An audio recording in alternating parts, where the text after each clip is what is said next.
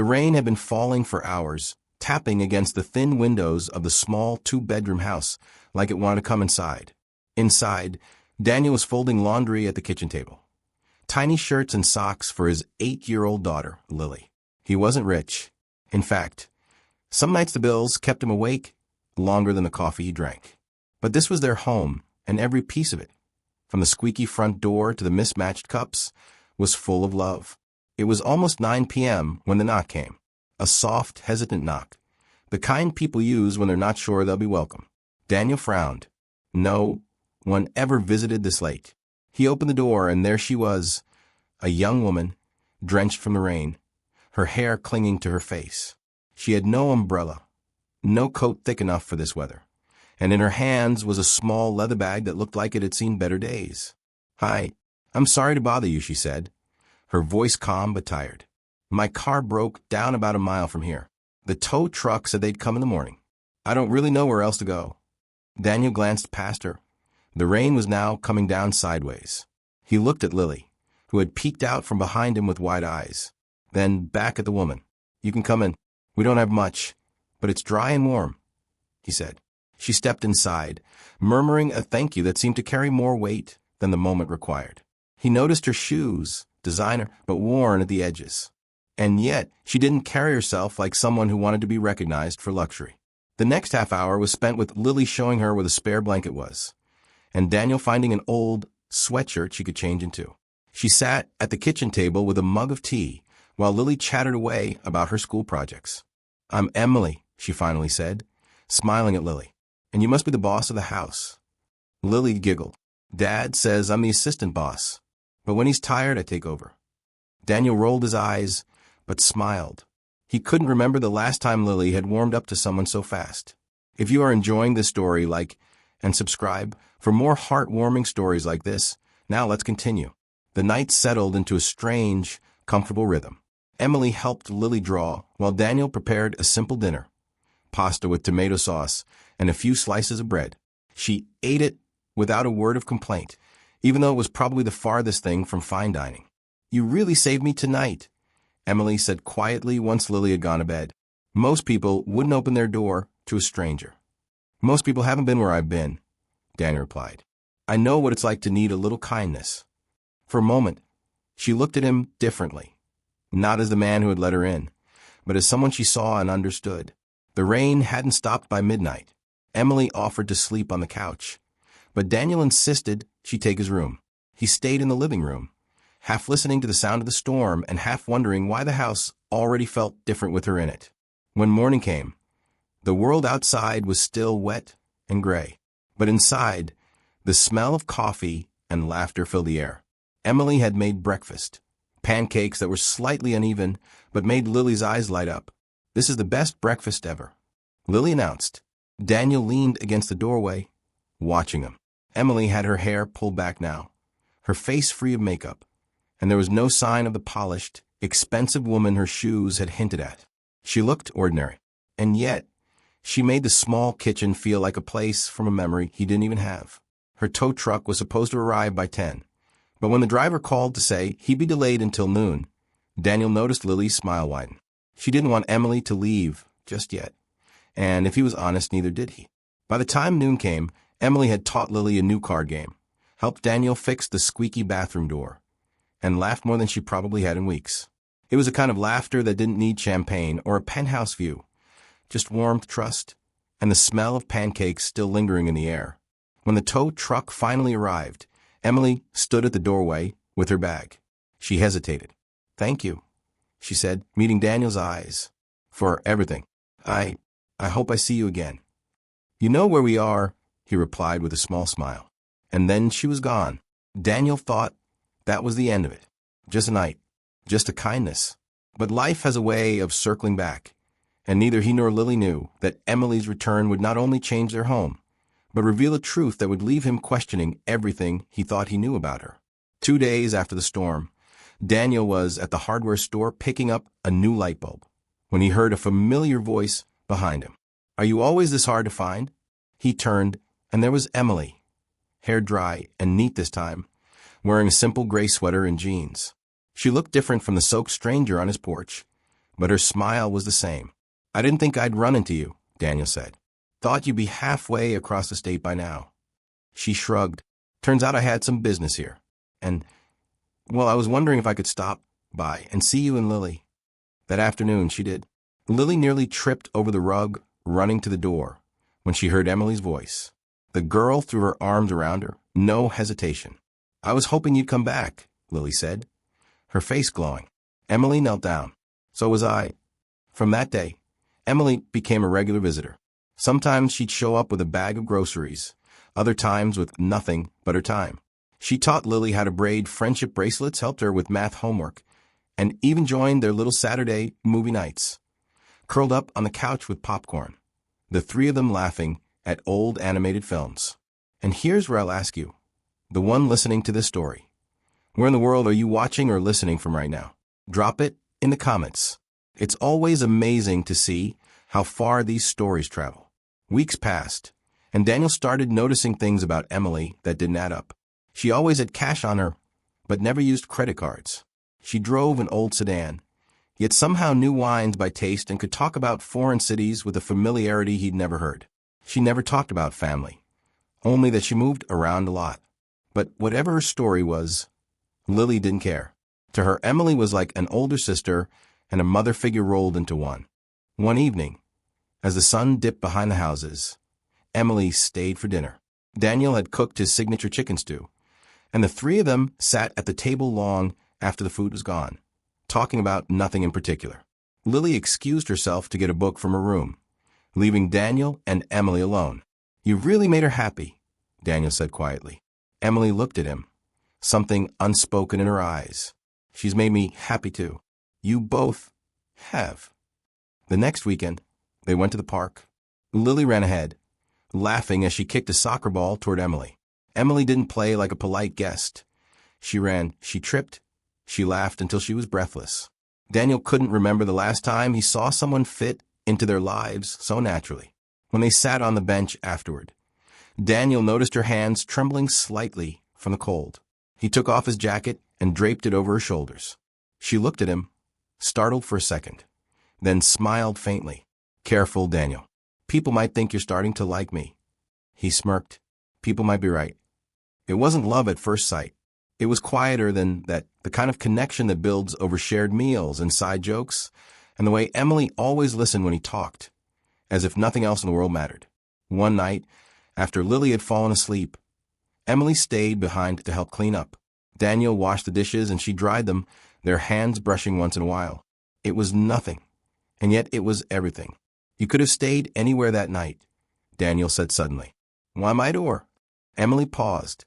"Because when you opened it, you didn't look at me like a problem to solve. You looked at me like a person." He didn't push for more. He figured, whatever her past was, she'd tell him when she was ready. What he didn't know was that Emily was keeping a secret, one that would change how he saw every moment they'd shared. But for now, there was only warmth, the hum of the old fridge in the background, and the quiet comfort of knowing that sometimes the people who are meant to be in your life find you in the middle of a rainstorm. It was a Tuesday evening when Emily showed up at their door with a grocery bag that seemed heavier than she could comfortably carry. "Got caught in the store's sale section," she said with a grin, placing it on the counter. Inside were fresh vegetables, steak, and a bottle of olive oil that probably cost more than Daniel's entire week of meals. "You didn't have to do all this," Daniel said, pulling items out one by one. "I wanted to," she replied simply. That night, she cooked dinner. And it wasn't just cooking, it was like watching an artist at work. She moved around his small kitchen as if she'd been there her whole life, humming softly, tossing ingredients in with practiced ease. The food smelled richer, more layered than anything he'd ever made. Lily sat at the table, chin propped on her hands, watching like she was at a cooking show. Halfway through the meal, Lily asked, "Emily, how do you know all these recipes?" Emily hesitated, just for a fraction of a second. "I've eaten in a lot of different places." "You pick things up." Daniel caught that pause, but didn't press. Still, the curiosity sat in the back of his mind. After dinner, Emily pulled a small, worn guitar from her car. "Thought maybe Lily could learn a few chords," she said. Lily lit up instantly. They sat on the couch together, Emily guiding her fingers on the strings, the two of them laughing at the squeaky notes. Daniel leaned on the doorway, watching. He wasn't just watching his daughter learn guitar. He was watching her trust someone new, let them in. And that for him was rare. Days turned into weeks, and slowly, Emily began weaving herself into their daily life. She would swing by unannounced to walk Lily home from school, join them for Sunday breakfasts, even help Daniel fix the wobbly kitchen table. Yet every so often, there were hints she wasn't who she appeared to be. A stranger in the grocery store once seemed to recognize her and call her by a different name. She brushed it off, saying, "Oh, they must have mistaken me for someone else." When Lily invited her to the school fair, Emily paid for their tickets with crisp bills straight from a bank envelope, not the way most people carried money. One night, after Lily had gone to bed, Daniel and Emily sat on the back porch. The moonlight made her features softer, her expression unreadable. "Can I ask you something?" he said. "Sure. Why do you keep coming back?" She smiled faintly. "Because you and Lily make me feel like myself, not whatever people think I am." Daniel didn't fully understand what she meant, but he felt the truth in her tone. It was around this time that Lily started calling her Aunt Emily. The first time it happened, Emily froze for half a second, then smiled and went along with it. Daniel noticed her eyes glisten just a little before she blinked it away. On a quiet Saturday morning, Emily took them both to a farmer's market 2 towns over. She seemed to know every vendor, greeting them with warmth. Some even slipped her extra items on the house, but not in the way you do for a casual customer. It was more like deference, respect. Daniel caught it, but kept silent. If Emily had secrets, she clearly wasn't ready to share them, and he wasn't about to scare her away. What he didn't know was that she'd been delaying something, a return to a life she didn't want him or Lily to see just yet. A life of wealth, family obligations, and eyes always watching her. For now, she chose late-night guitar lessons, trips to the park, and afternoons where the biggest decision was whether to make pancakes or waffles. But the truth had a way of catching up, and the moment it did, Daniel would realize that their little world, the one built on small kindnesses and shared laughter, was about to be shaken in ways he couldn't predict. It happened on a Saturday morning, the kind where the sun was bright enough to make the kitchen feel warmer than it really was. Daniel was making coffee when he heard the crunch of tires outside. Emily had promised to come over early to help Lily practice guitar, so he figured it was her. But when he opened the door, it wasn't Emily. It was a man in a suit, a tailored, perfect fit kind of suit that didn't belong on their quiet street. "Good morning," the man said, glancing at a notepad. "Does Emily—" He stopped when he saw Daniel's expression, then smiled like he'd just remembered his manners. "Sorry, sir. I must have the wrong address." He walked away quickly, climbing into a sleek black car and pulling off without another word. An hour later, Emily arrived, but this time she was in a different car, not the old sedan. This one was a luxury SUV, spotless, with a faint new car smell still clinging to it. "You got a new ride?" Daniel asked, raising an eyebrow. "Oh, borrowed it from friend," she said too quickly, brushing past him into the house. They spent the morning teaching Lily chords, but Daniel noticed Emily kept checking her phone. Once, she even stepped outside to take a call, her voice low and clipped. When she came back in, she was smiling again, but her eyes were restless. "You okay?" Daniel asked. "Yeah, just family stuff," she said. The next day, while Emily was helping Lily in the garden, Daniel ran to the store. He wasn't gone long, but when he came back, he saw a small newspaper folded on the counter, one he didn't buy. On the front page, there was a photo of a young woman at a charity gala, hair styled perfectly, diamond earrings catching the light. It was Emily. The caption read, "Heiress Emily Carrington makes rare public appearance at city fundraiser." Daniel froze, staring at it. The Emily in the photo was polished, draped in elegance. Nothing like the woman planting flowers in his backyard with dirt on her knees and hair pulled into a loose braid. He folded the paper shut and slid it under a stack of mail before Lily could see.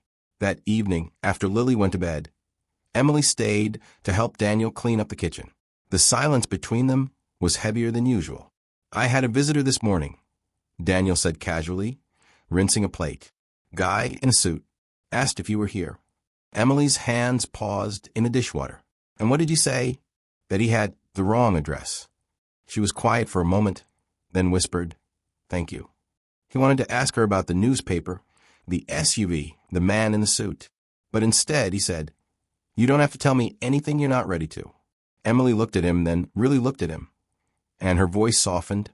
"I know, and that's why I like it here. With you and Lily, I'm just me." Daniel nodded, but inside, a question was growing. One he couldn't ignore forever. Who exactly was just Emily? The answer was coming. And when it arrived, it wouldn't just explain the luxury car or the man in the suit. It would force Daniel to decide if the woman he'd let into his home was the same one he'd let into his heart. It was a Sunday afternoon, the kind where Lily loved to bake cookies just to fill the house with the smell. Emily had come over early, sleeves rolled up, hair tied back, ready to help. The three of them were in the kitchen, laughing as flour dusted the countertops, when the doorbell rang. Daniel wiped his hands and opened the door. Standing there was the same man in the tailored suit from before. This time, he didn't pretend to have the wrong address. "Mr. Harper," the man said, his voice firm but polite. "I'm here for Miss Carrington." Daniel frowned. "Who?" "Emily," the man clarified, glancing past him toward the kitchen. "She's needed immediately." Emily appeared in the doorway, her smile gone. "Gerald, I told you. Your father insisted." The man cut in. "The board meeting can't proceed without you." Lily peeked around the corner, confused. "Emily? What's going on?" The air in the room seemed to thicken. Daniel looked from Emily to the man, and the puzzle pieces started falling into place. The cash, the expensive olive oil, the SUV. The strangers who seemed to know her. And now, Carrington. He'd heard that name before. It was in the paper's business section every other week. Emily closed her eyes for a moment, then sighed. "Look, Daniel, I haven't been honest with you." She stepped closer, her voice softer now. "I'm Emily Carrington. My family owns a chain of hotels. I grew up with more money than I knew what to do with. But I didn't want to be that person anymore. That night in the storm, I wasn't just stranded. I was running from all of it. From a life where everyone looked at me and saw dollar signs instead of me." Daniel leaned against the wall, processing. "So you're saying you're a millionaire?" Emily winced at the word. "On paper, yes. But that's not who I am. Not here. And not with you too." Lily stepped forward, eyes wide. "So when you made pancakes with me, you weren't pretending?" Emily crouched down, meeting her gaze. "No, sweetheart. That was real. That's the truest me I've ever been." Gerald cleared his throat impatiently. But Daniel shot him a look that made him fall silent. "So what now?" Daniel asked quietly. Emily hesitated. "That's up to you. If you don't want me here anymore, I'll understand. But if you let me, I'd like to keep being part of your lives. No money, no titles, just Emily." Daniel looked at her for a long moment, then glanced at Lily. The little girl crossed her arms and said, "She stays." Emily's eyes glistened. Daniel gave a small, almost reluctant smile. "Guess you have your answer." Gerald muttered something under his breath, but backed away, leaving them on the porch. Emily turned to Daniel. "I'm sorry I didn't tell you sooner," she said. "Just promise me one thing," Daniel replied. "Don't ever let that world take away this version of you." She nodded, and for the first time in weeks she felt lighter, as if telling the truth had set her free. But the road ahead wasn't simple. Her past would still knock on their door, and the difference in their worlds could either pull them apart or push them closer together. A week passed after Emily's secret came out, and things felt different. Not bad, different. Just new. Daniel still worked his long shifts at the repair shop. Lily still did her homework at the kitchen table. And Emily still came over in her jeans and sweater, hair loose, no diamond earrings in sight. But there was a quiet understanding between them now. No more unspoken questions, no more guessing. Daniel knew she was all of her, and for some reason it made her laugh more freely, linger a little longer after dinner, and let her guard down in ways she never had before. One Saturday morning, she invited them both out. "Don't ask where," she said with a playful smile. "Just trust me." They drove for nearly an hour until the small houses gave way to a winding road lined with tall trees. At the end sat a sprawling property, the Carrington estate. Daniel's jaw tightened. "Emily?" "Relax," she interrupted. "We're not here for a board meeting. Just come inside." The house was every bit as grand as Daniel expected: marble floors, high ceilings, walls lined with art that probably cost more than his yearly income. Lily's eyes went wide as she whispered, "It's like a castle." Emily led them to the back, past a formal dining room, and out onto a terrace overlooking gardens that seemed to stretch forever. But what caught Daniel's eye wasn't the view. It was the picnic blanket set up right there in the middle of it, with paper plates, sandwiches, and a small radio playing softly. "No silver platters?" Daniel teased. Emily smiled. "Not today. Today it's just us." They spent the afternoon like they would have in his backyard, eating simple food, playing cards, laughing at Lily's dramatic retelling of a school play. But here's what Daniel noticed. The marble, the manicured gardens, the wealth surrounding them, none of it changed how Emily was with them. She was still the woman who made pancakes, taught guitar, and laughed until her cheeks hurt. As the sun began to set, Emily pulled out a small box and handed it to Lily. Inside was a charm bracelet, simple, silver, and clearly chosen with care. One charm was a guitar, another a little pancake stack, and the third a tiny house. "So you never forget where home really is," Emily said. Lily hugged her so tightly Emily nearly lost her balance. On the drive back, Daniel glanced at Emily in the passenger seat. You could buy us anything in the world, but all we really need is you." Emily turned her head, smiling softly.